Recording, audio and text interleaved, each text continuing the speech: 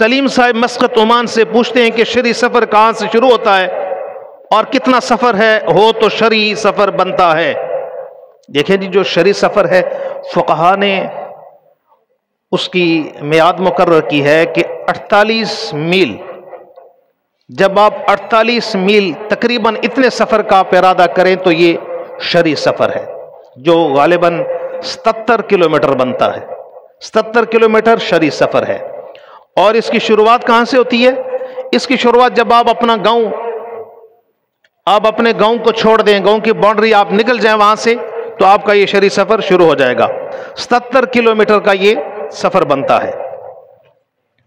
ظفر بھائی ہیں ہمارے محلے کے ہیں، انہوں نے کہا کہ عقیقہ کے مسئلے کی وضاحت کر دیں. دیکھیں عقیقہ، اس میں دو چیزیں آپ یاد رکھیں. ایک مسئلہ تو عقیقہ یہ ہے کہ عقیقہ کی شرعی حیثیت کیا ہے. تو عقیقہ کی شرعی حیثیت، امام اعظم ابو حنیفہ رحمۃ اللہ تعالی علیہ کے نزدیک عقیقہ مستحب ہے. امام شافعی رحمۃ اللہ علیہ، امام مالک رحمۃ اللہ علیہ کے نزدیک عقیقہ سنت مؤکدہ ہے. اور امام احمد بن حنبل رحمۃ اللہ تعالی علیہ کے نزدیک ان کے ایک قول کے مطابق عقیقہ واجب ہے. تو عقیقہ امام شافعی رحمۃ اللہ علیہ کے نزدیک سنت مؤکدہ ہے کہ اللہ کے رسول صلی اللہ علیہ وسلم نے حضرت حسنین کریمین کا عقیقہ دیا تھا اور مینڈے ذبح کیے تھے. اور عقیقہ کی دوسرا ایک مسئلہ یہ یاد رکھیں کہ بعض لوگ یہ سمجھتے ہیں کہ جو بچے کا عقیقہ ہے، بچے کے لیے تو شریعت کا حکم ہے کہ 2 بکرے ہوں اور بچی کے لیے 1 بکرا. بعض لوگ یہ سمجھتے ہیں کہ بچے کے لیے 2 بکرے ہونا ضروری ہے، بکری نہیں ہو سکتا، اور بچی کے لیے بکری ہی ضروری ہے. نہیں، بچے کے لیے شریعت کا حکم یہ ہے کہ 2 بکرے ہوں، چاہے بکریاں بھی ہوں، بکروں کی جگہ بکرے وہ بھی ٹھیک. بچی کے لیے 1 بکری ہو یا بکرا، دونوں طرح جائز ہے. اور جو لوگ عقیقہ نہیں کرتے، سنن ابن ماجہ کی روایت ہے، سنن ابی داود کی روایت ہے، اللہ کے رسول صلی اللہ علیہ وسلم کا فرمان ہے کہ جس بچے کا عقیقہ نہیں کیا جاتا وہ بچہ اپنے والدین کا نافرمان رہتا ہے. جس بچے کا عقیقہ نہیں ہوگا وہ بچہ اپنے ماں باپ کا نافرمان ہوگا. اور ایک روایت میں آتا ہے کہ جس بچے کا عقیقہ نہیں کیا جاتا یہ بچہ مصیبتوں اور پریشانیوں اور غموں سے محفوظ نہیں رہتا. جب اس بچے کا عقیقہ کر دیا جاتا ہے تو یہ بہت سارے غموں اور مصیبتوں اور پریشانیوں سے بچ جاتا ہے. تو آج کل یہ جو ہمارے ہاں یہ ریشو زیادہ ہو چکا ہے کہ اولادیں اپنے ماں باپ کی نافرمان ہیں، اس میں اور بھی وجوہات ہو سکتی ہیں. ایک وجہ یہ بھی ہے کہ ہم اپنے بچوں کا عقیقہ نہیں کرتے. بہت لوگوں کے گھروں میں بچہ پیدا ہوتا ہے، محلے والوں کو بلایا، بس مرغا تھوڑا سا پکا کے چاول پکا، دعائے خیر ہو گئی. عقیقہ کر رہا ہے، شریعت کا حکم ہمیں یہ ہے. تو بچے کے لیے 2 اور بچی کے لیے 1. عقیقہ نہیں کریں گے تو آپ کے نقصانات ہوں گے اس کے. ایک بھائی شہزاد صاحب انڈیا سے کہتے ہیں کہ کیا مرد اور عورت کی نماز میں فرق ہے یا ایک جیسی ہے؟ بالکل فرق ہے. آج کل یہ بھی ایک بڑا پڑپڑا لوگوں نے شروع کر دیا ہے کہ مرد اور عورت کی نماز ایک جیسی ہے. ایک جیسی کیسے ہو سکتی ہے بھائی؟ مرد اور عورت کے سینکڑوں احکامات الگ الگ ہیں. جس طرح عورت کے بھی مؤذن نہیں بن سکتی، عورت کے بھی مردوں کا امام نہیں بن سکتی، عورت کے بھی حاکم نہیں بن سکتی. عورت کو حیض آتا ہے، کیا مردوں کو بھی حیض آتا ہے؟ عورت کو بچہ پیدا ہونے کے بعد نفاس ہوتا ہے، وہ کیا مرد کو بھی نفاس ہوتا ہے؟ اس پر دلیل کوئی نہیں ہے. بس صرف یہ دلیل دیتے ہیں جی کہ حضور نے ذکر نہیں کیا لہذا مرد اور عورت کی نماز ایک. بالکل غلط ہے. پوری امت کا عملی تواتر ہے، امت کا اجماع اس بات کے اوپر ہے کہ مرد اور عورت کی نماز ایک جیسی نہیں ہوگی. عورت مرد کی طرح رکوع نہیں کرے گی، تھوڑا سا جھکے گی. عورت مرد کی طرح سجدہ نہیں کرے گی، بلکہ اپنے آپ کو سمیٹ کر جتنے زیادہ ہو سکے زمین کے قریب ہو کر سجدہ کرے گی. تو بالکل غلط بات ہے کہ مرد اور عورت کی نماز ایک جیسی ہے. کوئی دلیل نہیں ہے اس کے بعد. ایک دلیل دیتے ہیں حضرت مالک ابن نویرہ کی ایک روایت ہے، اور اس میں بھی حدیث کا ایک ٹکڑا بیان کرتے ہیں کہ آپ علیہ السلام نے فرمایا صلو کما رأیتمونی اصلی، تم ایسے نماز پڑھو جیسے تم مجھے نماز پڑھتے ہوئے دیکھتے ہو. اور اتنے اجہل قسم کے لوگ ہیں، اتنے جاہل ہیں، اس حدیث کو کھول کر پورا بیان نہیں کرتے.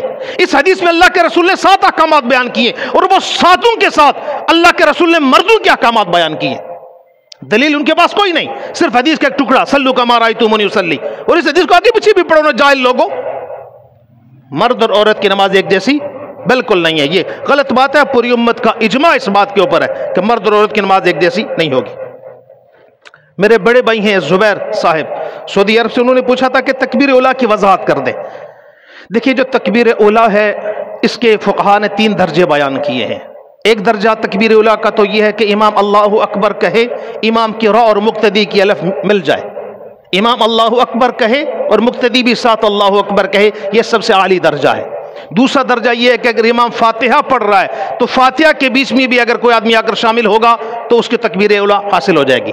تیسرا درجہ یہ ہے کہ رکوع سے قبل اگر کوئی امام کے ساتھ آ کر کھڑا ہو گیا اس کو بھی تکبیر اولیٰ مل جائے گی۔ لیکن سب سے اعلیٰ درجہ تکبیر اولیٰ کا کیا ہے؟ امام کے ساتھ آپ بھی امام اللہ اکبر کہہ دیں، آپ بھی ساتھ اللہ اکبر کہیں۔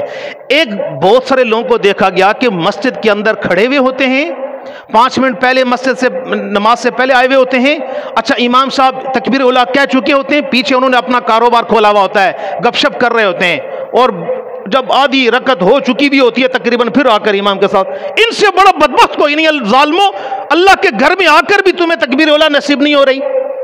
تکبیر اولیٰ کا اعلیٰ درجہ کیا ہے کہ امام کے ساتھ کیا کریں؟ تکبیر پڑھیں۔ یہ جو پیچھے کاروبار کھولا ہوا ہوتا ہے یہ ہرگز نہ کھولے۔ یاسین صاحب سعودی عرب سے کہتے ہیں کہ اگر فجر کی نماز قضا پڑھیں تو کیا سنتیں بھی اس کی قضا کرنی پڑیں گی؟ دیکھیے سنتوں کی قضا نہیں ہے، جو نماز آپ کی رہ گئی قضا نمازوں میں کی سنتیں نہیں پڑھنی ہے، فرض پڑھنے ہیں۔ لیکن فجر کی جو سنتیں اس کے متعلق فقہا نے لکھا ہے کہ اگر کوئی آدمی کسی سے فجر کی نماز قضا ہو جائے اور وہ زوال سے قبل اگر اس نماز کی قضا کرے تو بہتر یہ ہے کہ سنتیں بھی ساتھ پڑھ لے، سنتوں کو بھی کیا کر لے؟ قضا پڑھ لے۔ اور اگر زوال کے بعد ظہر کے وقت میں فجر کی نماز پڑھ رہا ہے، عصر کے وقت میں فجر کی نماز پڑھ رہا ہے تو پھر سنتیں پڑھنے کی ضرورت نہیں ہے۔ اور یہ صرف فجر کی سنتوں کے لیے فقہا نے، چونکہ اس کی احادیث کے اندر اہمیت بہت زیادہ ہے، تو زوال سے قبل اگر نماز آپ نے قضا فجر کی پڑھ لی سنتیں پڑھ لیں، اور اگر زوال کا وقت گزر گیا پھر صرف فرض پڑھیں، سنتیں پڑھنے کی ضرورت نہیں ہے۔ انہی یاسین صاحب کا ایک دوسرا مسئلہ ہے کہ ہم سعودی عرب جبل میں کام کرتے ہیں اور ہمارے قریب یہاں کو مسجد نہیں ہے تو ہم یہی نماز پڑھ لیتے ہیں۔ دیکھیے اللہ کے رسول صلی اللہ علیہ وسلم کی صحیح حدیث ہے، آپ علیہ السلام کا فرمان ہے کہ 2 لوگوں کی جماعت کی نماز 3 لوگوں کے متفرق علیحدہ نماز پڑھنے سے زیادہ بہتر ہے۔ تو اگر کہیں ایسا ہمیں موقع آ جائے کہ وہاں آس پاس ہمارے کوئی مسجد نہ ہو، جس طرح یہ یاسین صاحب کے ہاں کہتے ہیں کہ یہاں ہمارے قریب کوئی مسجد نہیں ہے، تو اس کے لیے پھر حکم یہی ہے کہ وہیں چند لوگ ایک کمرہ مختص کر لیں جگہ، اور وہیں 2 4 6 لوگ مل کر جتنے ہیں باجماعت نماز پڑھیں۔ اور اگر جمعہ کی نماز بھی نہیں ہے، وہاں ذرا مسجد نہیں تو جمعہ کہاں ہوگا، تو یہ لوگ یہیں مل کر اکٹھے مل کر کیا کر لیں؟ نماز جمعہ بھی ادا کر لیں، ایک امام متعین کر دیں جو کم سے کم عربی خطبہ پڑھ لے اور نماز پڑھ لیں، تو اس کے لیے لیکن ہمیشہ کوشش کریں کہ جماعت کو ہی فوقیت دی جائے، جماعت کے ساتھ ہی پڑھیں۔ ملک عامر صاحب پوچھتے ہیں کہ دوران نماز اگر وضو ٹوٹ جائے تو تک کیا کریں؟ یہ ملک عامر میرے دوست ہیں۔ دیکھیں دوران نماز اگر آپ نماز پڑھتے ہوئے انسان ہے، کمزور ہے، وضو ٹوٹ گیا، اگر آپ اکیلے نماز پڑھ رہے ہیں تو آپ نماز ختم توڑ دیں، جا کر وضو کریں اور پھر آ کر نماز دوبارہ سے پڑھیں۔ اگر آپ باجماعت شریک ہیں اور جماعت بڑی ہے اور آپ دوران باجماعت آپ کا وضو ٹوٹ گیا، کسی بھی وجہ سے ٹوٹ گیا، تو اب اگر آپ وہاں سے نکل سکتے ہیں آرام سے، لوگوں کی نماز خراب نہ ہو، لوگوں کے اوپر سے پھلانگ کرنا جائیں، اگر آرام سے لوگوں کی نماز خراب کیے بغیر اگر آپ نکل سکتے ہیں تو نکلیں اور جا کر وضو کریں، پھر آ کر نماز پڑھیں۔ اور اگر نکل نہیں سکتے، جمع غفیر زیادہ ہے، تو وہیں بیٹھ جائیں۔ کیا کریں؟ بہت سارے لوگ ہوتے ہیں شرم کی وجہ سے کہ اگر ہم یہاں نماز نہیں پڑھیں گے سب لوگ دیکھیں گے حضرت صاحب نے پتہ نہیں کیا کاروائی ڈال دی، اب وہ شرم کی وجہ سے وضو نہیں ہوتا اور بغیر وضو نماز پڑھتے ہیں۔ گناہ کبیرہ ہے، نماز کو بغیر وضو پڑھنا گناہ کبیرہ ہے۔ تو لہٰذا اگر کسی کا وضو ٹوٹ جائے، بھائی بڑی جماعت ہے تو وہیں بیٹھ جائے، بغیر وضو نمازیں نہیں پڑھنی چاہیے۔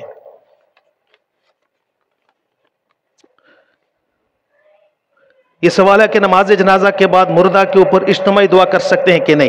یہ بین العلماء معرکۃ الآراء مسئلہ ہے کہ میت کے اوپر نماز جنازہ کے بعد اجتماعی دعا کی جائے یا نہ کی جائے۔ ایک بات یاد رکھیں، میت کے اوپر نماز جنازہ سے قبل بھی نماز جنازہ کے بعد بھی انفرادی دعا کرنا ثابت ہے۔ انفرادی دعا کرنا، اکیلے دعا کرنا، کوئی آدمی اکیلا دعا کرنا ثابت ہے۔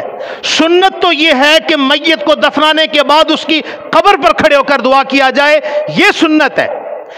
اس سے دفنانے سے قبل نماز جنازہ کے متصل بعد نماز دعا انفرادی ثابت ہے۔ آپ صحیح مسلم اٹھا کر دیکھیں، حضرت عمر رضی اللہ تعالیٰ عنہ کی وفات کے بعد جب ان کے جنازے کو اٹھا کر لے جایا گیا اور ابھی باہر رکھا ہوا تھا، حجرہ عائشہ میں ابھی دفن نہیں کیا تھا، حضرات صحابہ اکرام انفرادی طور پر دعا کر رہے تھے، اور حضرت علی رضی اللہ تعالیٰ عنہ نے بھی انفرادی طور پر دعا کی، لیکن اجتماعی دعا کہ نماز جنازہ سلام پھیر دیا اور اس کے بعد سارے لوگ اکٹھے ہو گئے اور دعا شروع کر دی، قطعی طور پر بدعت ہے، اس کا اسلام سے کوئی تعلق نہیں ہے، کسی بھی صحیح حدیث سے ثابت نہیں ہے۔ ایک آدھ دو روایتیں لوگ پیش کرتے ہیں، اور وہ بھی وہ روایتیں ہیں کہ جس میں اللہ کے رسول نے نماز کے اندر دعا کی، نماز کے بعد دعا نہیں کی۔ تو یہ ہماری رائے ہے، ہم کسی اپنی رائے کو کسی کے اوپر تھوپتے نہیں ہیں، کوئی کرتا ہے تو کرے، لیکن اجتماعی دعا کہیں بھی ثابت نہیں ہے۔ انفرادی دعا آپ کر سکتے ہیں، دفنانے سے قبل بھی، نماز جنازہ کے بعد بھی، جس وقت کریں انفرادی دعا کر سکتے ہیں، اجتماعی دعا ثابت نہیں۔ نکاح سے پہلے اپنے منگتر کے ساتھ کال پر بات کرنا سب سے بڑا فتنہ یہ بنا ہوا ہے۔ آج کل لوگ منگنیاں کرتے تھے، منگنی کی کوئی شرعی حیثیت نہیں ہے بھائی، منگنی کی دین کے اندر اس کی کوئی حیثیت نہیں ہے۔ دین کے اندر نکاح ہے، کیا ہے؟ نکاح ہے۔ ہمارے ہاں زبان ہو جائے تو لوگ یہ سمجھتے ہیں ٹھیک ہے لڑکا لڑکی ابھی جائز ہیں، ساری رات فونوں پر کالوں پر لگے رہتے ہیں، اور پھر ایسا ہوتا ہے کہ شادی کے بعد پھر لڑکی بھی جلدی اپنے گھر آ جاتی ہے اور حضرت صاحب بھی فارغ ہو جاتے ہیں۔ آج کل یہ جو نکاح اور رشتے خراب ہو رہے ہیں نا، ان کی بنیادی وجہ ایک یہ بھی ہے کہ ابھی منگنی ہو گئی، منگنی سے کوئی بھی لڑکی کسی لڑکا دونوں آپس میں حلال نہیں ہوتے، حلال ہونے کے لیے نکاح شرط ہے، اور اگر یہ لوگ منگنی کے بعد لڑکی لڑکا آپس میں کال پر بات کر رہے ہیں، حرام کر رہے ہیں، کوئی جائز نہیں ہے۔ اس کا نقصان یہ ہوتا ہے کہ نکاح سے پہلے ہی ساری دل کی بڑاسیں نکل چکی بھی ہوتی ہیں، اور پھر نکاح کے بعد پھر پیچھے کچھ نہیں رہتا، ایک ہی چیز رہتی ہے اور وہ لڑائی ہوتی ہے، کیونکہ جذبات سارے پہلے سے خالی ہو گئے۔ جس طرح وہ ناصر مدنی صاحب کہتے ہیں کہ جدوں تک بیٹری مکنی نہیں جان چھٹنی نہیں، وہ وہی بات ہے۔ آج کل یہ عشاق جگہ جگہ ملتے ہیں، عاشق لوگ، اور ان کے رشتے اکثر خراب ہوتے ہیں۔ اس کی وجہ یہی ہے کہ بھئی تو ہرگز جائز نہیں ہے، منگنی کے شریعت میں کوئی تصور نہیں ہے۔ لڑکی لڑکے کے حلال ہونے کے لیے نکاح شرط ہے، اگر نکاح نہیں ہے تو صرف منگنی سے لڑکی حلال نہیں ہے، وہ ابھی بھی نامحرم ہے اس کے لیے۔ اللہ پاک عمل کی توفیق دے۔